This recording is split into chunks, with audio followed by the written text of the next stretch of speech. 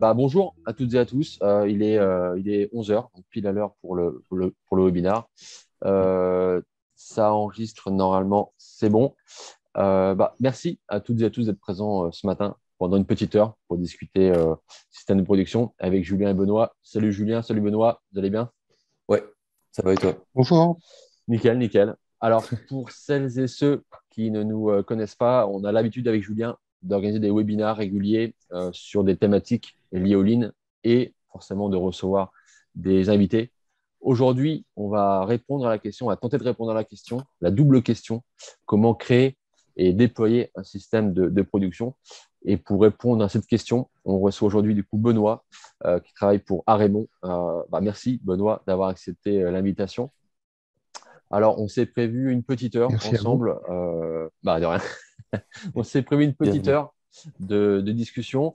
On a prévu un petit temps de questions-réponses à la fin du webinaire. Vous pourrez lever la main et prendre la parole en direct pour poser vos questions à Julien et Benoît. Sinon, vous pouvez aussi les poser en bas de votre écran dans l'espace questions-réponses ou chat.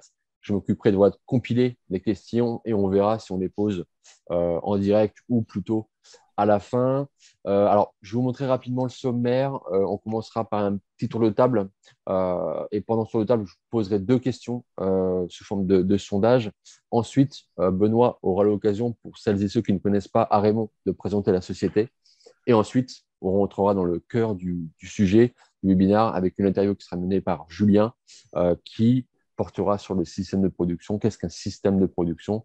Et surtout, Benoît, comment as-tu créé un système de production au Arémon? Comment le pérennises-tu? Quelles sont les difficultés, challenges que tu peux rencontrer? Hmm. Donc voilà, à ce moment-là, on va commencer par le tour de table. Pendant que Benoît, je te laisse te présenter, je vais vous lancer à tous deux sondages. Prenez quelques secondes pour y répondre. Benoît, je te laisse la parole. Oui, bonjour à tous, hein. Merci de participer à ce webinaire. Donc, Benoît, moi, je travaille chez Raymond depuis maintenant 12 ans environ. Démarré sur une activité de coordination industrielle et depuis 2 3 ans spécifiquement sur notre programme d'amélioration continue qu'on appelle Atoms. Et je reviendrai tout à l'heure sur ce que c'est. Voilà, j'ai 50 ans. Et oui. Et Tu les puis, fais pas. et c'est bien, j'ai encore la photo quand j'avais 40 ans, donc j'aime bien, je ne changerai pas de photo. Je me rends compte là maintenant. Voilà, pour ceux qui disent c'est pas le même, si c'est le même. Voilà. Merci La même Benoît. personne. Top. Julien, je te laisse te Ouais. présenter. Oui, mais alors moi je m'appelle Julien, effectivement. Je suis le cofondateur et PDG de Seven Shapes. Et donc, moi, je pratique l'amélioration continue, le lean, depuis une quinzaine d'années maintenant. Et moi, le système. Alors, j'ai pas mal échangé avec pas mal d'entreprises, plutôt des grands groupes, hein, vous verrez, plutôt les grands groupes ou grands regroupements qui ont des systèmes de production très souvent. Moi, le système que je connais le mieux, c'est celui de Schneider Electric, parce que je suis un ancien Schneider Electric, qui est plutôt un gros système, hein, assez costaud. Donc voilà, en gros, j'en ai profité de tous ces échanges pour écrire. Au début, ça devait être un article, et puis en fait, ça s'est terminé en livre blanc, parce que j'arrivais pas à m'arrêter à d'écrire. Donc du coup, voilà, donc il y aura aussi ça d'accessible à la fin pour passer à l'action. Et je crois que j'ai fait le tour. Et moi, je vais surtout être là pour animer, c'est tout. Voilà. Et je pourrais répondre peut-être à quelques questions, mais c'est surtout Benoît qui pourra faire tout le reste, quoi. Yes. Alors, Maxime. pour celles et ceux qui ne me connaissent pas, donc très rapidement, donc moi c'est Maxime, je m'occupe de la partie commerciale chez Seven Shapes. J'ai été aussi, je suis aussi formateur parce qu'en fait j'ai passé aussi un peu de temps dans l'industrie, dans la logistique, dans l'automobile et dans la métallurgie. Juste pour faire un petit point sur les sondages que je vous ai lancés, on a la majorité des gens qui sont plutôt dans les ETI ou dans les grands groupes, je crois qu'il y avait plus de la moitié. Et pour la partie, je vais vous partager les résultats. Normalement, vous les verrez à votre écran. C'est assez partagé. On a un tiers qui n'ont pas du tout de système de production en place dans leur entreprise. 36%, oui, mais il n'a pas évolué. Donc, on en parlera aussi avec Benoît, comment faire évoluer, comment faire pérenniser son système de production et certains qui n'ont pas de système de production, mais qui y pensent. Voilà. Merci pour ces présentations. Benoît, à ce moment-là, je te laisse la parole, peut-être pour présenter pour celles et ceux qui ne connaissent pas à Raymond, l'entreprise. N'hésite Ouais. pas à me dire, Hmm, est-ce que tu veux que je passe à la slide hmm, suivante? très bien. Bon, l'idée vraiment après la présentation, c'est surtout si vous compreniez un petit peu le contexte et un petit peu la dimension de notre système. Entreprise familiale, c'est important, hein. Je pense que c'est important dans notre déploiement de notre programme. 155 ans. Alors, on a 27 sites répartis dans 25 pays, hein. Vous verrez juste après une carte montrant un petit peu où on est. On est 7000 employés, hein. Quand je suis arrivé en 2010, on était 3000, 3300. Peu d'acquisitions, euh, principalement de la croissance interne. 1 milliard de chiffre d'affaires en 2020, beaucoup de brevets, hein, c'est notre particularité. 6% du chiffre d'affaires investi. Et puis, on travaille principalement dans l'automobile, hein. Aujourd'hui, on a un très, très gros pourcentage, plus de 90% automobile, hein. Un véhicule contient en moyenne 500 pièces, hein, de chez nous. D'accord. Et aujourd'hui, on déploie aussi dans l'activité solaire, dans notre activité, vous verrez notre activité solaire, agriculture et médicale. Mais on reste très, très axé automobile aujourd'hui, avec une volonté de se diversifier. Sur le slide suivant, voilà, juste pour vous montrer un petit peu où on est. Donc, on est un peu partout. Vous voyez, hein, des États-Unis au Japon. Des sites, ce qui est intéressant, c'est des sites très différents. On a des sites de 1700 personnes en Allemagne jusqu'à notre plus petit site qui doit être le Japon avec une quarantaine ou cinquantaine de personnes, hein. Et c'est intéressant aussi par rapport au déploiement, c'est qu'on a vraiment des sites très, très différents. Chaque site comprend à chaque fois pratiquement des activités de vente, hein, des activités industrielles et de production. On est très, très on est très très proche de nos clients, c'est-à-dire qu'en fait, on n'a pas une stratégie de délocalisation, mais de localisation. C'est qu'en fait, on va dans les pays et nos clients sont livrés de nos sites qui sont proches de nos clients. En Chine, par exemple, on fabrique pour le marché chinois. Alors évidemment, il y a du transfert de production lorsqu'on l'investissement le justifie, mais on est quand même très proche de nos clients. Voilà. Et moi, je travaille donc à Grenoble, sur notre site de Grenoble, qui est notre maison mère, mais en fait dans une entité qui est au service des entités du réseau. Voilà ce que je peux dire OK. sur ce slide. Et le dernier slide, juste pour expliquer ce qu'on fait un petit peu comme pièce, encore une fois, surtout pour expliquer le contexte, on fait de l'injection plastique, hein, on fait de la transformation métal et on fait de l'assemblage. Donc, vous voyez un petit peu les pièces, ce sont des pièces donc, on est spécialisé dans la fixation. Hein, donc, tout ce qui est fixation dans l'automobile, fixation de panneaux solaires, fixation des pieds de tomates dans l'agriculture, hein, tout ce qui tourne autour de la fixation, avec encore une fois du plastique, injection, alors bi-injection, bimatière, etc., métal avec différentes technologies. Et vous voyez une pièce assemblée qui est un raccord, qui est le raccord que vous avez sur le véhicule pour connecter les différents circuits fluides. Voilà, donc assemblage grande cadence, assemblage manuel, injection, métal. On a aussi du collage, hein. Voilà, pour vous donner un petit peu les différents types de produits qu'on fabrique et donc des process qu'on a. Donc, on a du traitement de surface, traitement thermique, évidemment, hein, pour le métal. Voilà un petit peu ce qu'on couvre comme activité. OK, top, ça marche. Merci Benoît pour la présentation. Mm. À ce moment-là, Julien, je te laisse la main pour la partie système de Ouais, production. Peut-être une ouais. définition assez Alors, générale. Julien, ouais. euh, Alors, on a essayé de trouver une définition, mais c'est pas simple parce que en fait, vous le verrez, grosso modo, dans le livre blanc, déjà, ça dépend beaucoup de. Alors, en règle générale, un système de production, c'est quand même plus. On va rarement trouver un système de production dans juste une entreprise, une PME, par exemple. En général, un système de production, c'est plutôt fait pour créer une espèce de bible, un guide qui permet d'avoir les bonnes façons de faire de façon générale, quoi. Mais en gros, ça va regrouper ce système, toutes les bonnes pratiques, les outils de différents processus d'entreprise, que ce soit les services support et la production. Ce n'est pas que production, on appelle ça un système de production, mais en fait, c'est la production au sens large qui permet de transformer de la matière première ou en produit fini ou même d'une idée en faire un produit qui permet d'être ensuite livré derrière. Donc, ça va dépendre vachement de votre activité. Si vous êtes plutôt dans les catégories, ce qu'on appelle engineering to order, vous faites plutôt un bureau d'études, une phase de bureau d'études et vous faites un produit spécifique. Vous pouvez avoir plusieurs entreprises comme ça et ça fonctionne très bien. Vous pouvez mixer, faire du flux plutôt sur du stock avec des produits qui sont récurrents. Ça marche aussi. En règle générale, ce système de production, il va essayer de lier plusieurs choses ensemble. Toute la partie prod et gestion de production. Donc, on va pouvoir parler des flux logistiques, les flux d'ordonnancement, les flux vraiment les flux de production pure, votre façon dont vous organisez votre implantation de production, par exemple, et toute la partie humaine. Donc, ça, c'est surtout ça c'est souvent le plus compliqué, c'est de faire en sorte que tout le monde monte bien d'un cran, tout le monde en même temps. Moi, je l'ai beaucoup vu sur pas mal d'organisations où on a des sites qui vont plus vite que les autres ou des services qui vont plus vite que les autres et on a des espèces de disparités. Et ce qui fait que du coup, ça peut poser des problèmes de rupture à un moment donné, de dire oh là, ça va trop vite sur le terrain ou ça ne va pas assez vite dans les services ou l'inverse, par exemple, derrière.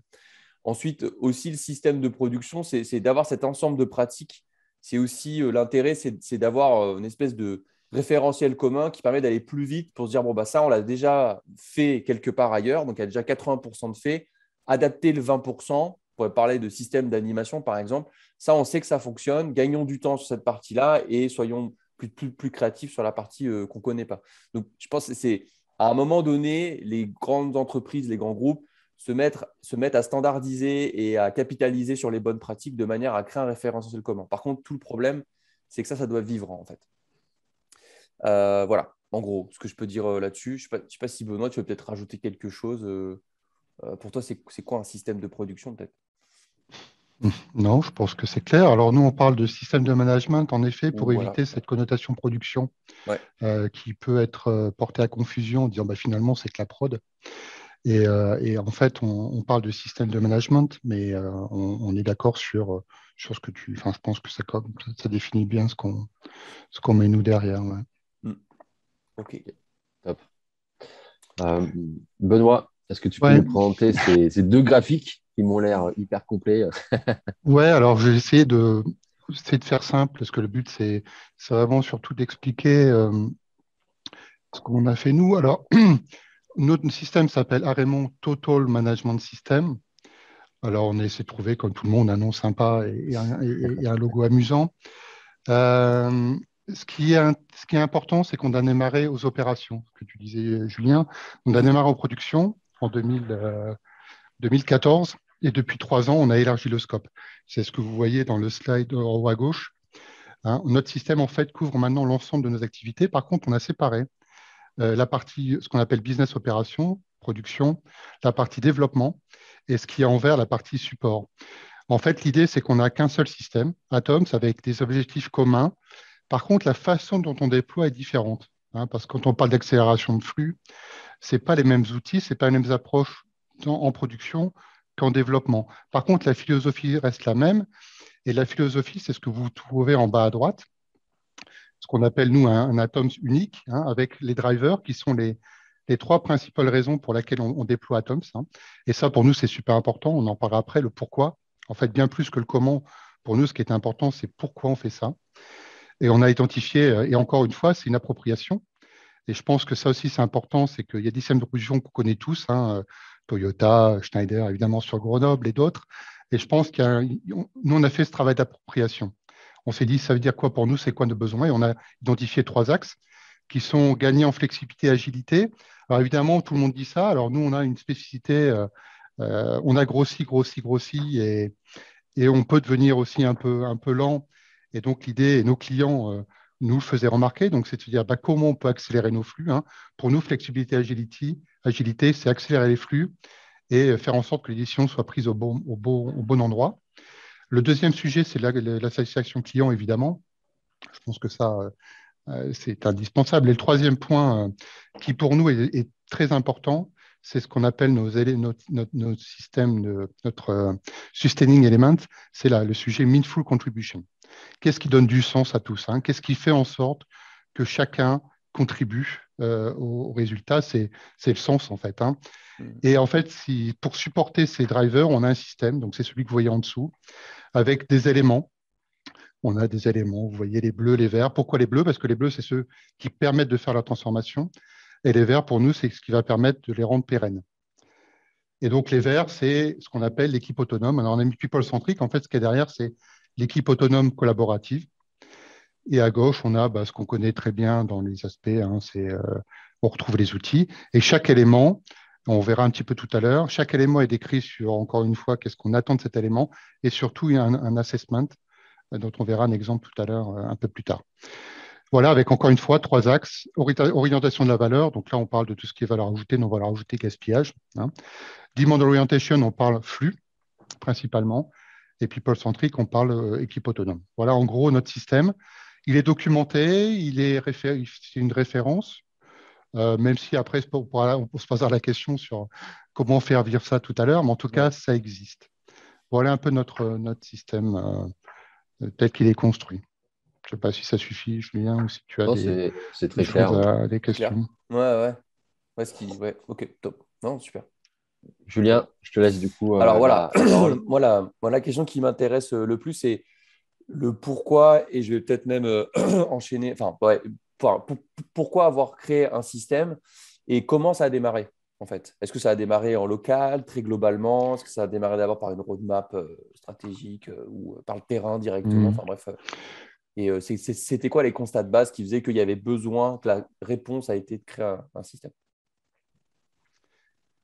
En fait, en 2012, on s'est rendu compte que sur chacun de nos sites, à l'époque, on devait avoir une quinzaine de sites, il y avait évidemment des activités en production de lean, parce qu'on est dans l'automobile depuis très longtemps. Donc, évidemment, les gens faisaient du SMED, les gens faisaient du TPM. Et en 2012, on s'est dit, c'est marrant parce qu'en fait, chacun fait des choses, mais finalement, on n'a pas beaucoup de résultats, déjà d'une. Et puis, on grossit et on ne capitalise sur rien et chaque site, finalement, fait ce qu'il veut et voilà, on n'en fait pas grand-chose finalement et surtout, on ne voit pas de résultats. Et donc, on s'est dit, bah, tiens, comment on pourrait essayer de donner du sens à tout ça? Mais vraiment, au départ, c'était pas l'objectif de créer quelque chose. On s'est d'abord réunis. Alors, comment ça s'est fait? On a pris 5 directeurs de site. Et j'étais dans l'équipe avec l'officier opération, des directeurs de sites qui étaient plutôt efficaces en ligne, on va dire, des sites un peu moins. On a mis ces gens avec des consultants et on a travaillé ensemble sur qu'est-ce qui est fait, qu'est-ce qui a du sens pour nous. On a fait beaucoup de workshops pour à la fin se dire, finalement, si ça ne marche pas, c'est parce qu'on n'a pas le pourquoi. En fait, les gens, ils font du SMED, ils ne savent pas pourquoi. Ils font du TPM, ils ne savent pas pourquoi. Ils appliquent des outils. Et donc, on se dit, finalement, nous, notre rôle, il est plutôt de travailler sur le pourquoi. Parce que les outils, ce n'est pas difficile. On peut trouver des consultants pour les mener. Et en fait, le problème, c'est la pérennité. Et c'est pourquoi on le fait. Et donc, on s'est dit, tiens, nous, notre rôle, c'est d'expliquer le pourquoi. Et donc, on a commencé à travailler là-dessus. Et évidemment, c'est aussi l'occasion de commencer à donner des bonnes pratiques. Et donc, on a commencé à créer notre système. Et on a fini en 2013. Ça nous a pris à peu près 1 an et demi pour avoir un premier système qui tenait la route, qu'on a commencé à déployer avec 5 sites d'abord. C'était 5 pour sites tester. français? Non, alors on avait. C'était aucun site européen. D'accord. C'était volontaire parce que, très franchement, parce que nos sites européens, c'est toujours ça ne marchera pas, on ne sait pas faire. Bon. Alors que quand vous travaillez avec des Indiens, vous travaillez avec des Japonais, vous travaillez avec des Américains, c'est on y va, on essaye, des Brésiliens, c'est une autre dynamique. Donc on s'est dit, on emmènera nos sites européens quand on aura montré que ça marche. Donc c'était un choix pas stratégique, mais un choix tactique, on va dire plutôt. Et ce qui a été plutôt bien, parce qu'en fait, au bout de 2 ans, nos collègues européens se sont dit, finalement, c'est pas mal et on aimerait bien nous aussi rentrer dans cette démarche. Donc, tu vois, ce n'est pas un système qu'on a imposé top-down, c'est vraiment un système qu'on a essayé de regarder comment les sites se l'appropriaient et ensuite, ça s'est déployé. Et c'est devenu un système commun. Mais ça n'a jamais été la volonté première, en fait, quelque part. Ouais, ça a été beaucoup de test and learn, en fait. Vous avez adapté, mais quand même de base, c'est que moi, je commence, à un moment donné, vous verrez dans le livre blanc, je commence par ça, il y a le vers quoi l'entreprise veut aller, en fait. Ça, c'est super important. Et ensuite, se dire, qu'est-ce qui existe, en fait, qu'est-ce qui existe déjà sur les différents sites, qu'est-ce qui fonctionne bien. Mais du coup, donc, Tout à du fait. coup donc ça s'est fait en fait petit à petit. Ça a mis un an en fait à être pensé par différents, donc par ces sites Ouais. et par le CODIR, enfin, on va dire par différents dirigeants. Ça ressemblait à quoi en fait au départ? C'était quoi? C'était un support, il y avait des axes, c'était. Enfin, Ouais, alors on est c'est parti quoi le truc? d'un consultant qu'ils a présenté, brésilien à l'époque, hein, qui a présenté une fleur en fait avec cinq thèmes Hmm. qu'il avait lui, mais qui était très orienté outils encore une fois. Hein. Il y avait une bulle SMED, il y avait une bulle. Ah Et oui, nous on a dit mais le SMED ça veut rien dire, on s'en fout du SMED. La question c'est qu'est-ce qu'on en fait. ouais, Hein. pourquoi? Donc c'est pour ça que le SMED est venu accélération des flux. Tu vois, c'est comme Ouais, ça qu'on a. Mais fin 2013, le système était tel qu'il est aujourd'hui. Hein. Il n'a pas évolué de façon globale. Et donc, on retrouve ces axes. Et encore une fois, ce que tu as dit tout à l'heure, hein, ce qui est le plus important pour nous, c'est d'emmener nos sites leur expliquer vers où on veut aller. Après, comment ils y vont, Atos n'est qu'un cadre. Hein. ouais, Atos ne donne qu'un cadre et une direction. La roadmap, exemple 5S, ouais, si demain ils veulent faire du 7Z ou du ouais, 8W parce que c'est mieux, ouais. tant que c'est en ligne avec notre philosophie, il n'y a aucun souci. On n'est pas. Je connais des entreprises où c'est l'année du 5S, l'année du SMED. Bon, voilà. On n'est pas du tout dans J'ai cette. vu ça sur certaines On n'est pas entreprises, je ne du dirais tout pas dans qui. ce. Je citerai personne. Vraiment. Oui, j'ai même vu des 1S par an, tu vois, un truc comme ça.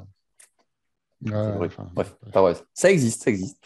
Ça existe. Et Ouais. ok. Donc du coup, en fait, alors je sais pas, je vais peut-être aller sur la question d'après. Ouais, donc voilà, bon, c'est anticipe. Donc du coup, vous commencez par ces 5 sites, vous commencez à créer votre système. C'est quoi les étapes d'après? Comment Donc, bah, ensuite, on a réfléchi à un plan de formation. Ouais. Et donc, on avait créé un programme de formation de 3 jours. Donc, c'est-à-dire qu'en Donc fait, quand un site. formation lean Quand, plutôt ou alors, on n'utilise Atoms. pas le mot lean. On a enlevé D'accord. tous les mots. Alors, ça aussi, c'est stratégiquement. Hein. On a Hmm. enlevé tous les mots japonais. On a enlevé tous les mots lean parce que le lean. Mauvaise presse. Ben, cette connotation qu'on connaît tous, less employees are needed. Donc, en Hmm. fait, on ne parle pas de ligne du tout, même s'il y a une grosse base de ligne, évidemment, mais pas Hmm. que. Hein. Et donc, des formations, ouais, des formations sur nos 3 axes. Donc, il y a en effet du lean, on a un jeu, beaucoup par jeu, par workshop. Hmm. En fait, ce on voulait, c'est que les gens comprennent ce qu'on veut faire. Donc, c'est pas une formation. Et donc, on allait sur un site, on avait ces 3 jours de formation avec les premières équipes. On formait, alors on en parlera peut-être après, on forme localement un coordinateur Ouais. Atoms. Hein, donc sur chacun de nos sites, on a un ou plusieurs coordinateurs Atoms qui sont garants du système et qui ensuite étaient capables de faire des formations dans leur langue à eux, parce que ça aussi c'est un point important, dans leur culture. Et le point de départ pour nous, c'était voilà, ces 3 jours de formation et ensuite bah, ils démarraient comme ça. D'accord. Hein. Donc, tu as Voilà. commencé à Donc créer une communauté en fait avec ces relais. alors, tout à fait. Après, on a Ok. créé une communauté, tout à fait. Ces gens-là, ensuite, ont commencé à partager ensemble, à se réunir. Et aujourd'hui, ben, voilà, on est parti de 5. Aujourd'hui, on est une quarantaine Ok. de coordinateurs dans le monde Atoms. qui Hmm. échangent régulièrement. En effet, on pourra peut-être en parler après. Ouais. Ouais, ouais, bah, Donc, ça démarrait petit, hein, ouais. pour grandir. Ouais, c'est Kaizen, quoi. Pas par pas, quoi. Ah ouais, parce En que fait, ouais. c'est un peu ça l'idée, quoi. Et au fur et à mesure des années, comment il a évolué le système? Qu'est-ce qui a été. Il y a des choses qui ont été abandonnées, des choses qui sont ressorties. Qu'est-ce qui faisait que vous deviez changer? Est-ce que c'était le contexte extérieur, les clients, Mhm. l'interne, les recrutements? Qu'est-ce qui a fait évoluer tout ce système-là? Ouais, c'est intéressant. En fait, ouais, c'est beaucoup l'interne. En fait, quand on a déployé, évidemment, on s'est rendu compte qu'il y a des choses qui ne prenaient pas. Il y a des choses qui, au contraire, manquaient. Pour être très clairement, dans notre système, au départ, on n'avait pas quelque chose sur l'amélioration continue globalement. C'est qu'en fait, on avait des choses, mais ce n'était pas très explicite, ce sujet amélioration continue. Ouais. Ce qui est quand même, quelque Oui. part, un peu bizarre. Et les consultants qu'on a vus après nous ont challengé là-dessus en disant, mais et c'est vrai que sur nos sites, la question s'est posée, c'est OK, c'est bien beau tout ça, mais comment concrètement on fait? Et donc, il a évolué parce qu'on a créé il y a 2 ans un élément qu'on verra tout à l'heure en relation continue qui permet d'expliquer quelles sont les conditions de succès de ce système, en fait. Hein. Ouais. Donc, ça, c'est quelque chose, par exemple, qui a évolué. Les équipes autonomes, pareil. Hein. Au départ, il y a 12 ans, quand on a pensé à l'engagement des personnes, hein, on était encore sur des chantiers Kaizen. Ouais. On n'était que, c'est pas péjoratif, mais on se disait, l'engagement se fait à travers de chantiers Kaizen. Ouais. Et puis ça Et suffira. au fur et à mesure ouais, on s'est dit, bon, à l'époque, c'est ce qu'on avait, on s'est dit, c'est déjà pas mal. Mm. Et puis, en parallèle, on a développé ce qu'on appelle chez nous le servant leadership, hein, donc la posture du leader qui est en support de ses équipes. Et là, ça s'est télescopé avec Atom parce qu'on s'est dit, finalement, le support de ces leaders qui supportent les équipes, finalement, elles permettent aux gens de grandir, nos équipes de grandir. Et tiens, là, il y a un lien avec Atoms. Et c'est là où le concept de dire, finalement, l'équipe autonome, le servant leadership tout seul ne va pas jusqu'au bout si on ne donne pas l'autonomie aux équipes. Mm. Et donc, c'est là est apparu le concept des équipes autonomes, je dirais en 2015, 2016, donc un peu plus tard, et qu'on l'a formalisé.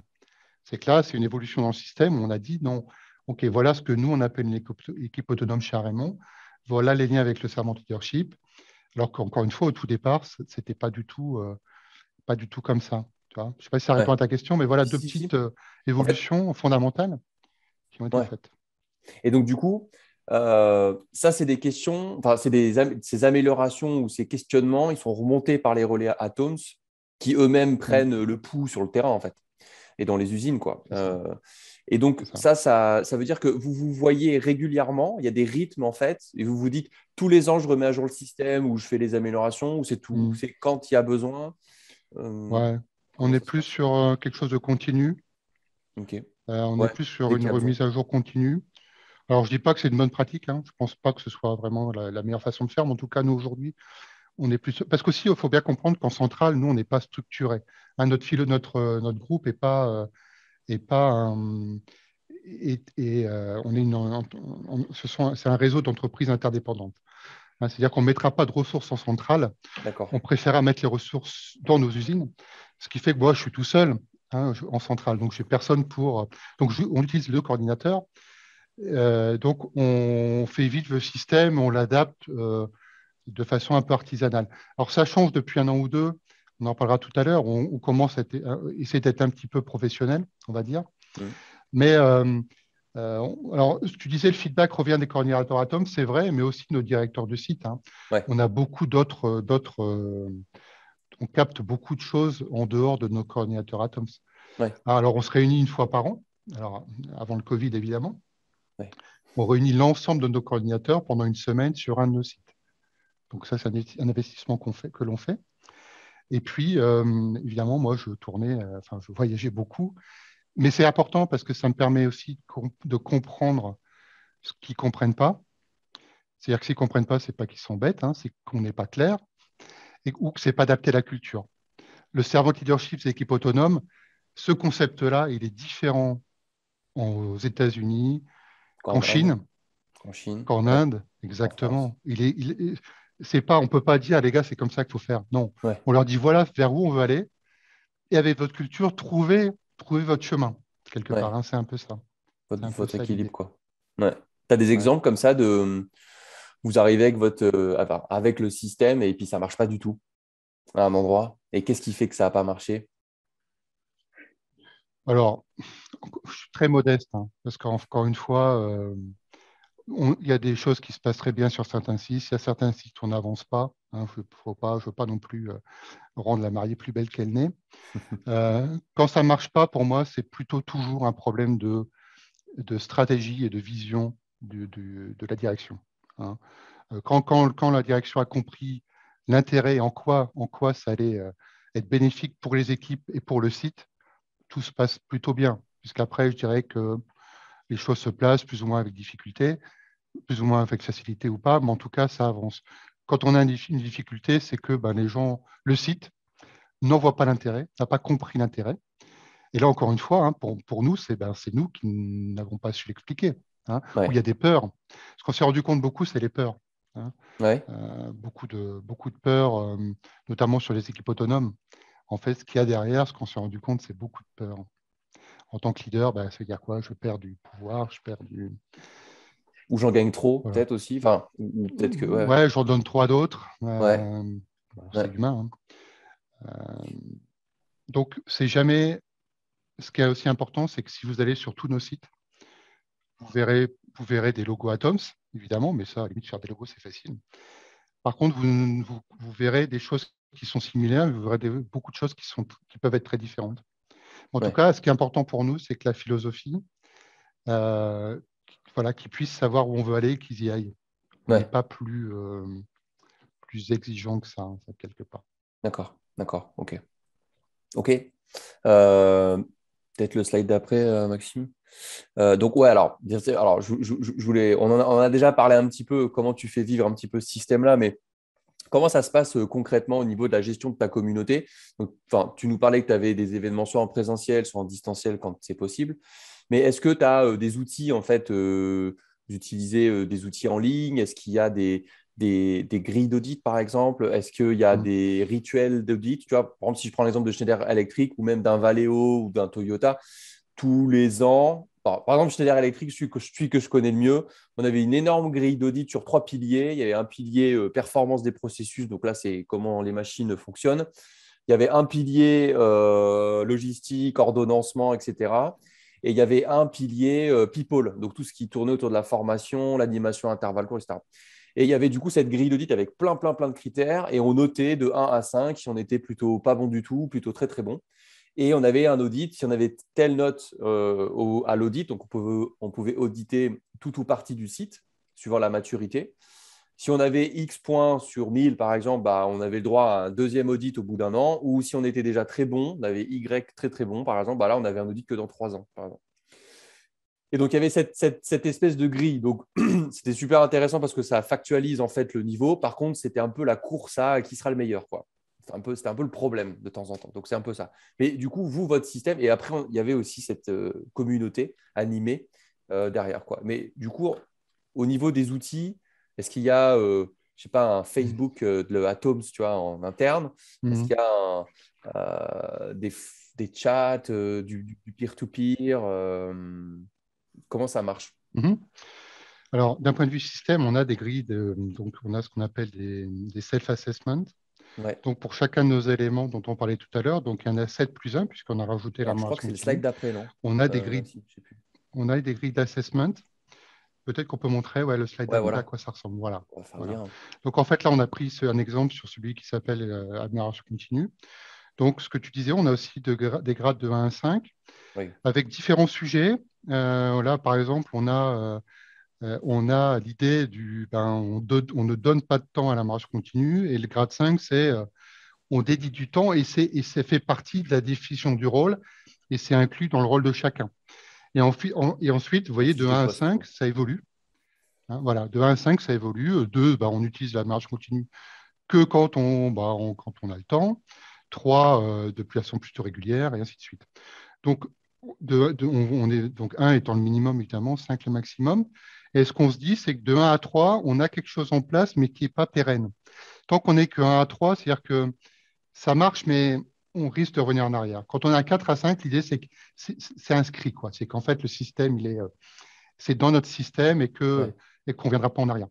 Donc, vous voyez, par exemple, sur les problèmes, premier grade 1, les problèmes ne sont pas détectés, jusqu'à les problèmes sont au contraire, on les cherche et on veut que ce soit des opportunités. Hein. Donc, vous voyez, le grade 5, c'est le rêve. En fait, le grade 5, pour nous, c'est vraiment ce qu'on considère le rêve. Alors, peut-être qu'on n'arrivera jamais, mais ça permet aux équipes de savoir, OK, chez Raymond, chez nous, je suis en Inde, je suis au Japon, voilà ce qu'on veut, vers où on veut aller. Et je m'auto-évalue une fois par an pour savoir, voilà où j'en suis. L'avantage, c'est que je sais où j'en suis et avec cet assessment, qu'est-ce que je dois faire pour aller au grade suivant? Hein, qu'est-ce qui est nécessaire de faire? Et là, on a, dans une autre page qu'on n'a pas montré là, on a quelques outils. Hein. Mais en tout cas, l'idée, c'est vraiment, et c'est plus important, c'est où j'en suis, qu'est-ce que je peux faire pour aller au grade suivant et c'est quoi le rêve, hein, vers quoi je veux aller. Donc ça, on a ça pour chacun de nos éléments. Alors, c'est pareil, on n'était pas très professionnel. Aujourd'hui, on est en train de le mettre en place une fois par an. Alors, vous allez me Ok. dire, c'est très subjectif. Hein, c'est vrai, c'est très subjectif. On est très peu… donc, le site s'auto-évalue. Il n'y a pas Je d'auditeur non, externe qui vient. OK. non, non, non. Sauf si un jour, ce qu'on a marqué, c'est que si un jour un site se mettait à grade 5, Partout. on C'est un irait peu voir. louche. C'est un peu louche. On irait Ouais. voir parce que Ah, là, ce serait ouais. top, mais on irait voir. Mais grade 4 et 5, on irait voir. Mais en tout cas, moi, quand je vais sur un site Ouais. où souvent les sites me partagent leur évaluation pour savoir ce que j'en pense. Hein. Ouais. On est plus dans un mode constructif. Ouais, Et c'est c'est pour eux. intéressant. On ne compare pas nos sites aussi, ce que tu disais, Julien. Ouais. Hein, on ne compare pas nos sites. En fait, c'est vraiment pour eux. C'est où ils en sont, ce qu'ils veulent D'accord. faire. Nous, en fait, on n'a pas de. On, on a cette chance d'entreprise familiale, encore une fois, et de s'inscrire dans le temps. Et nous, notre système, il est là pour transformer l'entreprise. Hein, on est là Et, vraiment pour changer la culture. du coup, cette grille d'audit, en gros, enfin, on peut faire une grille de, oui, d'audit. Il y a combien de niveaux? Il y a combien de thèmes que tu dis, que tu audites comme ça? Tu dis, bon, voilà, je suis bon, là, je suis pas Donc, il y en bon. a, ouais, donc, il y en a 8. C'est nos 8 éléments. D'accord. Hein, si je reprends la slide, vous vous souvenez, on a les 4 éléments bleus, les 3 éléments à côté, plus éléments à marche continue. Donc, on a un assessment pour chaque élément.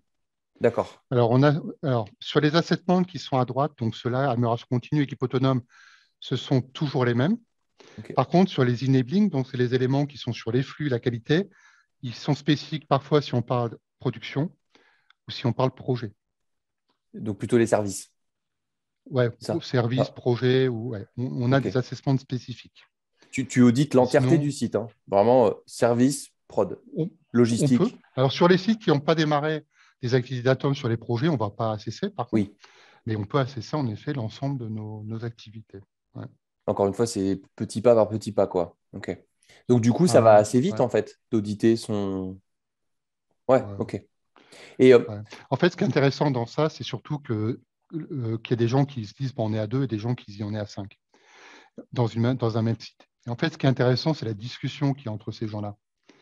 Parce que c'est souvent une question de perception. Pourquoi tu penses qu'on est déjà à 5? Pourquoi tu penses qu'on est qu'à 2? Et finalement, le travail de la discussion, de se mettre ensemble, d'accord, on dit ouais, tu as raison, finalement, on est qu'à 2 et je comprends pourquoi, et ouais, je vois ce qui manque, quoi. C'est ouais. ça, quelque part, qui aussi, je trouve, valeur ajoutée dans cet assessment.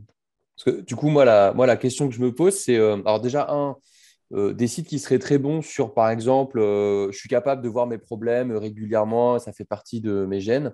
Donc, sur 10 sites, il y en a un qui est très, très bon, qui est au niveau 5.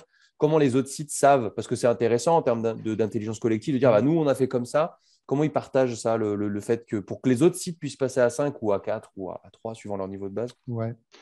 Alors, encore une fois, on n'est pas très, très professionnel là-dessus. Par contre, ce qu'on fait, c'est qu'il y a beaucoup d'échanges. D'accord. En fait, il y a des échanges dans les régions.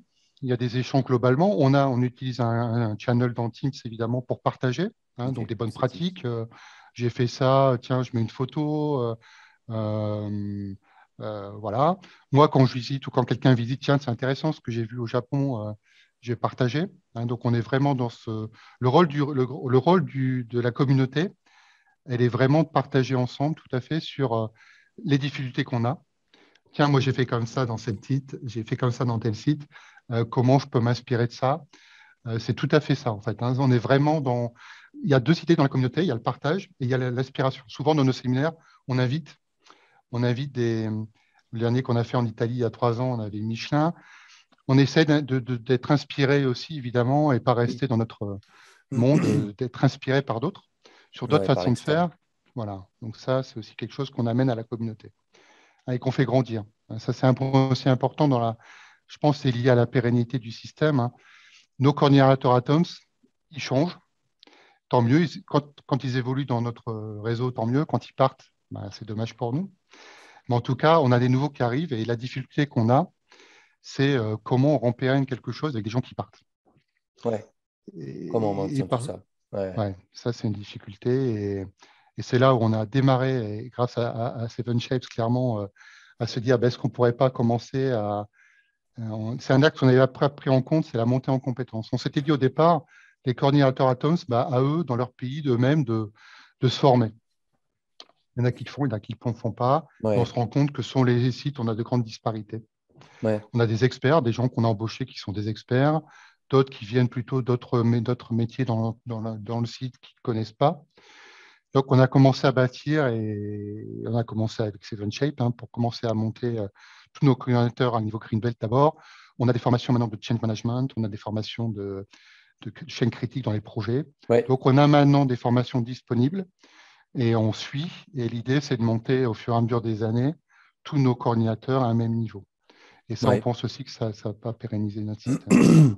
Ça c'est quelque chose d'assez commun, moi, que j'ai vu sur d'autres grands groupes aussi, où tu as des parcours en fait, de formation. On en parlait d'ailleurs au dernier webinaire avec Franck de chez Louis Vuitton.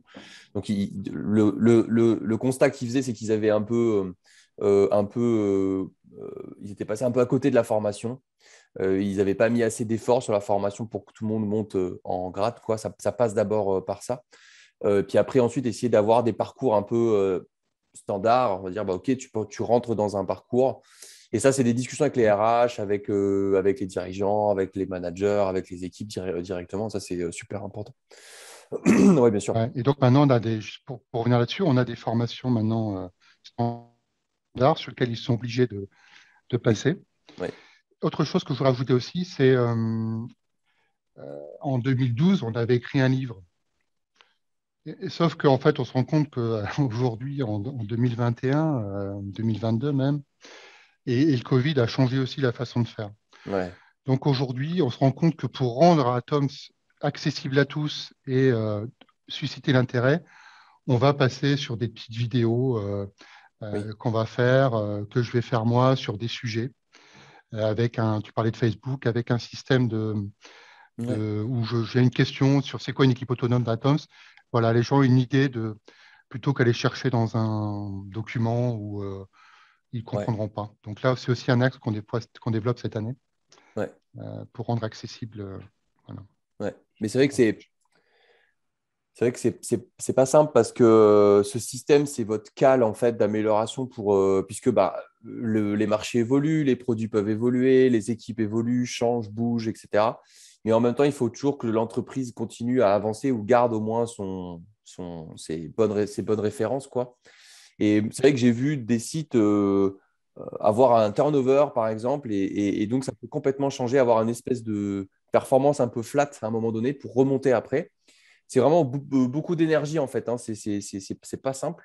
Mais je pense qu'il faut faire beaucoup de test and learn. Hein. Tester, effectivement, vous allez tester le livre, et puis ensuite vous testez le Teams, et puis vous ajoutez ça, des vidéos, et puis ensuite il y a les visites de site, les échanges, etc.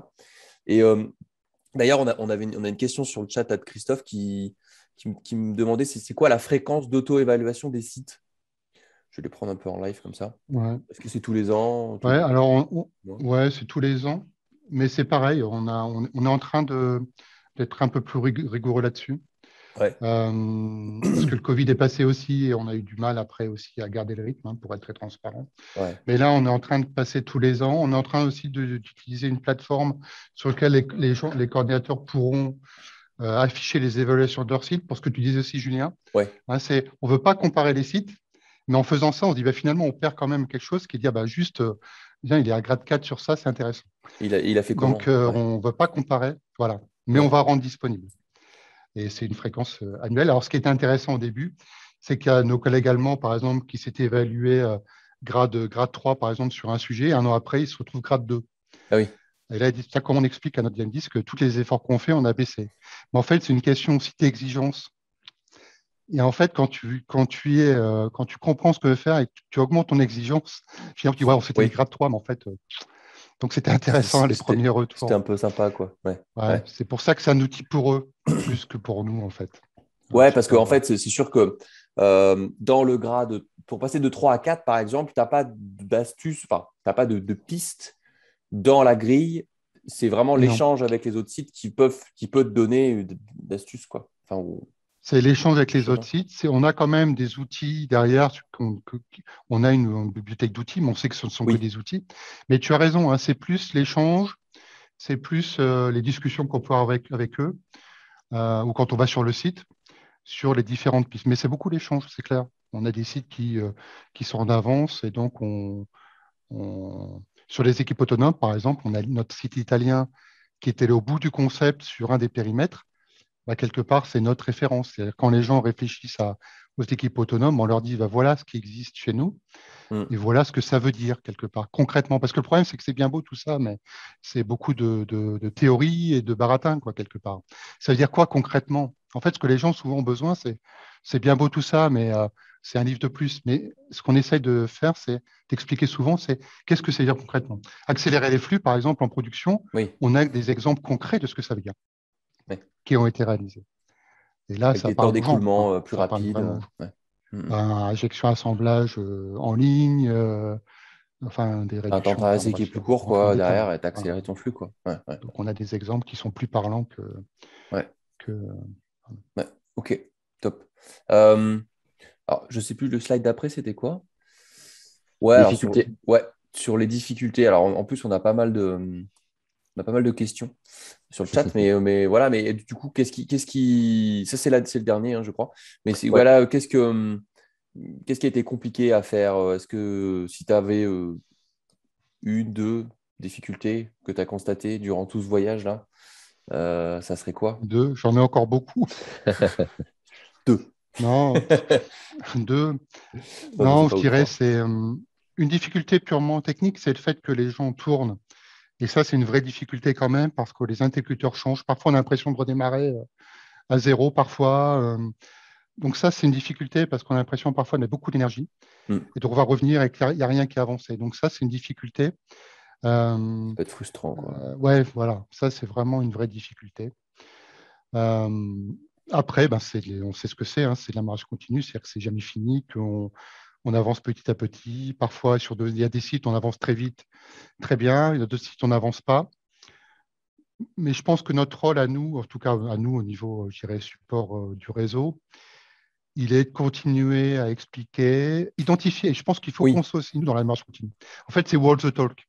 Ouais. En fait, notre système se veut, c'est important parce que notre système se veut à l'identique de ce qu'on veut faire. Ce que je veux dire par là, c'est qu'on dit on veut des équipes autonomes. Les équipes autonomes, on dit il faut une direction, un cadre. Il faut que notre système soit aussi comme ça. Si on arrive en disant alors il faut des équipes, il faut un cadre, et nous on arrive, alors les gars, chez nous, chez Raymond, c'est comme ça, comme ça, comme ça, le walk the talk qui n'est pas bon. Tandis que là, je dirais qu'on montre nous-mêmes, à travers le déploiement de nos systèmes, comment et pourquoi on le fait comme ça. Je ne sais pas si tu vois ce que je veux dire. C'est vraiment important, ça traduit en fait ce qu'on veut faire. Et on a la chance d'avoir une direction du groupe qui est dans cet esprit aussi, dans ce qui fait que les gens... Il faut une cohérence, quoi. Une continuité, une cohérence extraordinaire. Et ça qui nous aide plutôt. Bien sûr. Non, mais c'est ça qui est super intéressant, je trouve, c'est que, de toute façon, je le dis à un moment donné dans le livre blanc aussi, moi j'ai souvent vu, par exemple, des entreprises qui prenaient quelqu'un de chez Valeo qui disait, allez, tu nous mets le système de production Valeo chez moi qui fait du bois, tu vois. Et ça ne marche pas du tout. Le copier-coller ne marche pas parce que la culture, ce n'est pas la même, les produits, ce n'est pas la même, l'histoire n'est pas la même, etc. Tu vois, tu passes d'un groupe Valeo à un groupe familial, ça n'a rien à voir. Donc, du coup, c'est vraiment de l'adaptation et ça prend du temps. Tu vois, tu nous dis depuis 2012, ça à peu près. Hein, ouais. En 2022, ça fait 10 ans. Ça prend énormément de temps, quoi. Mais c'est faut pas non plus se poser des questions métaphysiques pendant 107 ans. Faut commencer sur un site, puis deux, puis trois, puis se mettre, et puis monter, et puis dire on est parti par là, c'est pas bon, faut qu'on fasse ça. Là, on élargit. Tel outil, c'est peut-être pas bon, on va faire plutôt ça. Et c'est de l'amélioration continue, quoi, effectivement. Hein. Et je pense que l'appropriation, si on parlait de système de production, je pense que l'appropriation est clé. C'est pourquoi vous en voulez en faire un, pourquoi faire, et le définir à votre image, avec vos valeurs, avec votre culture. Et ça, je pense que c'est primordial. Enfin, il me semble que c'est primordial. Comme tu disais, on ne peut pas arriver avec un système. Parce que le pourquoi, encore une fois, il est clé. Sinon, on serait tous, sinon, toutes nos entreprises seraient super alignes, super efficaces. Ce n'est pas le cas parce qu'en fait, c'est pas les outils ne sont qu'un support. Et beaucoup de sites, je me souviens au tout début, on avait un indicateur SMED, c'est-à-dire que tous nos sites rapportaient un indicateur SMED concentralisé. Ça ne veut rien dire, ça ne sert à rien. Enfin, le SMED, encore une fois, c'est pour réduire la taille de l'eau, pour accélérer les flux. C'est intéressant. Ça fait partie de l'accélération du flux. C'est une partie de la. C'est remettre les choses, toujours remettre les choses en perspective par rapport au pourquoi. Ouais, Et pourquoi ouais, tu as besoin. c'est clair. Moi, parfois, on me dit, ouais, Benoît, super, on va accélérer les flux, on va faire du SMED. Moi, au lieu de dire super, je leur dis, pourquoi? Hmm. Ouais, Pourquoi ça? Pourquoi ce produit-là? ouais. Et en fait, mon rôle, il est plus de les faire se poser les bonnes questions. Hein. Plutôt un rôle de coach un peu, Pourquoi? quoi. Ah ouais, plutôt que de leur Ouais, dire. ouais, Parce la qu'ils posture, ils quoi. attendaient à ce que je leur dise, ouais, super, les gars. Moi, j'aurais fait plutôt Peut-être celui-là, super, faites-le je sais comme pas. ça. Ouais, non, non, je vais pas vous dire. Pourquoi ça? Pourquoi vous avez besoin vous avez vraiment. Alors parfois, je vais loin. Hein. Hmm. Pourquoi vous voulez vraiment accélérer les flux? C'est pas. T'as peut-être pas besoin, Pour peut-être le qu'ils se posent les ralentir. bonnes questions, en fait. Ouais, ouais. Ouais, peut-être. Ouais. C'est vrai, peut-être que c'est mieux Voilà, parce que ça juste accélère pour. derrière. Non, mais ouais, c'est sûr, c'est sûr. Exactement, il faut se poser les bonnes questions. Ah, voilà, Ouais, juste. non, c'est cool. Maxime, je te laisse faire les questions ou c'est comme tu veux? Ouais, bah écoute, il y a quelques questions dans le Ouais. chat. Une question de Francis. Benoît, jusqu'où va l'autonomie de l'équipe sur la maintenance, sur l'embauche? Est-ce que tu peux Mhm. répondre en Ouais, Il nous reste 10 minutes, en gros. ouais. Alors, ça dépend de nos sites. Hein, ce que je disais tout à l'heure, en fait, on n'a pas défini ce qu'on mettait nous. En tout cas, ça dépend de nos sites. Donc, il y a des sites italiens qui vont jusqu'à l'embauche, en effet, où c'est l'équipe qui choisit les personnes qui vont rentrer dans l'équipe. Donc, ça, on a ça. Les vacances aussi. Alors, c'est un sujet à chaque fois, c'est bizarre, mais euh, parce que sur certains sites, on me dit, mais attendez, c'est pas possible que l'équipe gère ses vacances. Donc, les équipes gèrent leurs vacances. La maintenance, on l'a aussi sur certains sites. Encore une fois, nous, notre modèle, l'idée, c'est définir un cadre et faire en sorte qu'on agrandisse ce cadre. On utilise le poker games, hein, souvent les 7 délégations. Je ne sais pas si vous connaissez les 7 Je niveaux de connais pas délégation. Du tout. Ouais, donc, si vous regardez sur c'est Poker Game 4.0, quelque chose comme ça sur Internet, vous trouvez en fait il y a 7 niveaux de délégation. Et souvent, notamment sur notre site brésilien, on a utilisé ça parce que souvent la question d'autonomie, c'est surtout finalement qu'est-ce que j'ai le droit de faire, quelle décision je peux prendre dans l'équipe, laquelle je ne peux pas prendre dans l'équipe. Et l'idée, encore Ah une oui. fois, c'est de se dire c'est normal finalement qu'elle n'apprenne pas. Est-ce qu'il y a besoin d'agrandir ce cadre pour qu'elle l'apprenne? Hein. Donc c'est vraiment du cas par cas et cas Hmm. par cas sur nos sites aussi culturellement, encore une fois. Culturellement. Donc, pour répondre à la question précisément, sur les embauches, on a ça sur certains de nos sites. Voilà, ça dépend vraiment, ça dépend vraiment de l'évolution, de la maturité. Et encore une fois, une équipe autonome, c'est pas binaire, quoi. Hein. Pour nous, c'est un chemin, c'est un chemin vers lequel on va donner de l'autonomie. Ouais. Voilà, Ok, top. et l'autonomie, on essaie de donner sur un flux. Ça, je ne vais pas parler de D'accord. ça, mais Ah c'est oui. important, c'est qu'en fait, C'est une partie du bah flux, ouais, parce que le problème, l'ensemble du bah ouais, flux. parce que ce problème, c'est que si on est que sur une partie du flux, parce que les Oui. problèmes de ralentissement des flux, c'est aux interfaces. Oui. Hein. Donc, si on arrive à être autonome sur Oui. le flux, là, on est super gagnant. Bah, de toute façon, Ça, ça arrive ce pas principe toujours, d'équipe autonome, c'est vrai que ça a plus de sens d'avoir l'entièreté du flux. Limite, c'est une mini-usine. Souvent, même chez Michelin, ils parlent de mini-usine. exactement. Et donc, Exactement. on peut aller très loin et mettre les RH et compagnie dedans. Mais déjà, dire, c'est sûr qu'il vaut mieux que tu gères l'entrée-sortie. Tu as la main sur l'entièreté de ton flux, quoi. Donc, c'est vrai qu'il faut aussi repenser parfois les organisations. Mais ça dépend, ouais, c'est vrai que voilà. Mais chez vous, c'est comme ça. Ouais, top. Du coup, il y avait. Repenser les organisations, par exemple. Ouais. Ah, pardon. Vas-y. Non, vas-y. Non, non, juste tu dis repenser l'organisation, c'est vrai. Sur nos sites, on avait parfois on avait l'injection avec un patron de l'injection, une équipe injection, l'assemblage avec un patron assemblage. Aujourd'hui, on a 4 usines parallèles Ok. qui prend l'ensemble du flux, pour être très concret. Ouais, c'est intéressant ça. Si j'arrête là. Ouais. Du coup, Francis te posait la question aussi de est-ce que c'est standardisé? C'est-à-dire que dès que tu vois une usine qui a injection, assemblage, boum, tu dis maintenant on se met en ligne comme ça. Ou est-ce que Alors, on ne c'est. peut pas. Ouais. On n'est pas top-down, donc je ne peux pas. La seule chose qu'on peut faire, c'est les convaincre. D'accord. Donc, c'est qu'on va leur Oui. faire visiter le site qui l'a fait, par exemple, hein, qui va partager sur pourquoi. Par exemple, la France a démarré, l'Allemagne l'a fait derrière, mais ça s'est fait parce qu'on a réussi à les convaincre et qu'ils y ont un intérêt. On n'est jamais sur c'est le modèle maintenant qu'on a, on est plutôt sur leur montrer que ça a un intérêt pour eux ou pas d'ailleurs, hein, et ils le font à leur sauce à eux. Voilà, un peu notre façon de faire. Je sais pas si ça répond à la question, mais ouais. Mm. Ouais. Non, non, c'est super. Yes. Euh, Il y a en fait, une double question de Raphaël et de Christophe. Comment mesures-tu les résultats obtenus par Atoms? Quels sont les indicateurs qui te permettent de mesurer l'efficacité de la démarche dans le temps? Vaste question. Ouais, c'est une super question.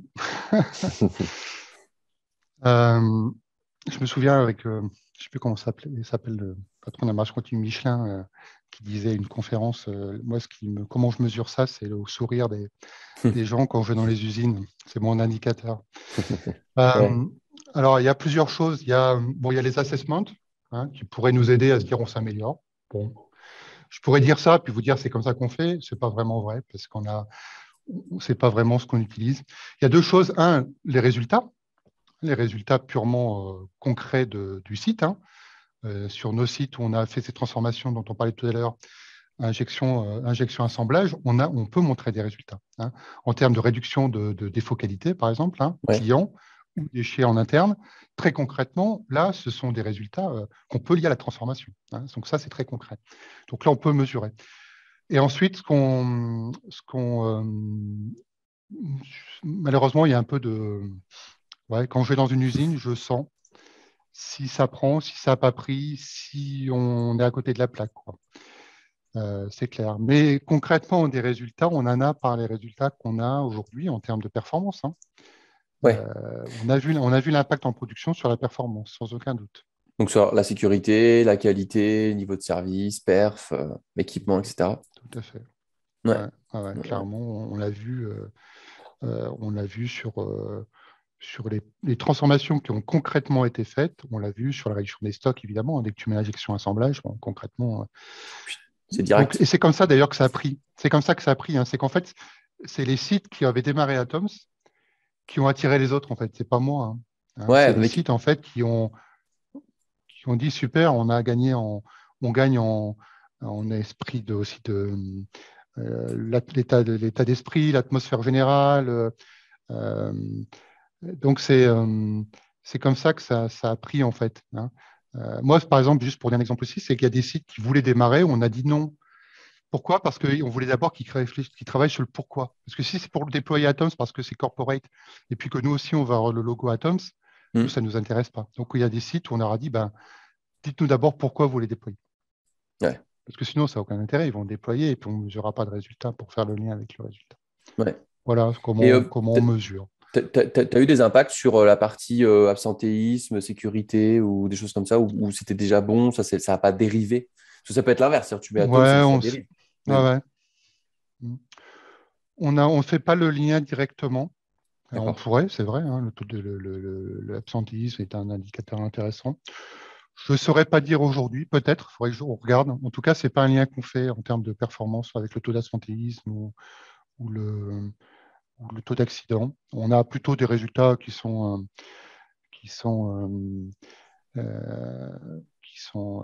plutôt dans la bonne direction. Encore une fois, on ne centralise pas. Il faut bien comprendre aussi que chez Raymond, on ne centralise pas ce genre d'indicateur. On n'a pas un indicateur, on voit tous nos sites avec... non, on n'a pas ça. Nous. Une espèce La de seule chose vue. qui est centralisée pour nous, ouais, on n'a pas et on ne veut pas. En Mhm. fait, c'est chaque Ouais, c'est site intéressant. qui est autonome. Donc, chaque site est entrepreneur.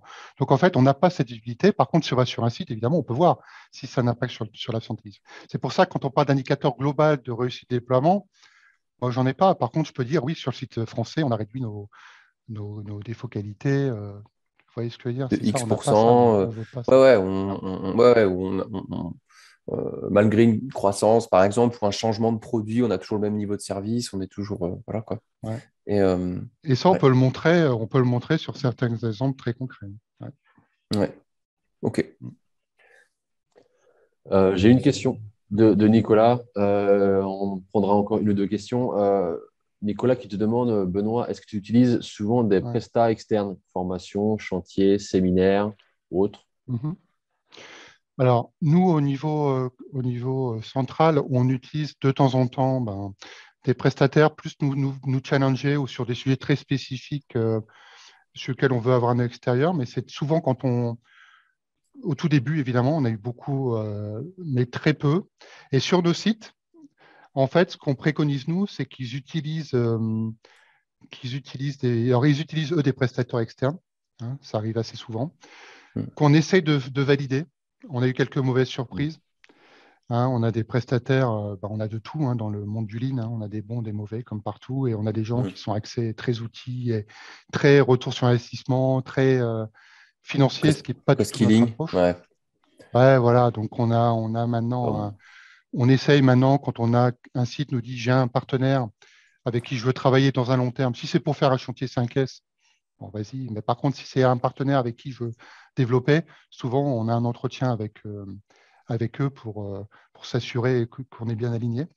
Donc oui, localement, ils utilisent de temps en temps des prestataires externes, mais plus sur des outils.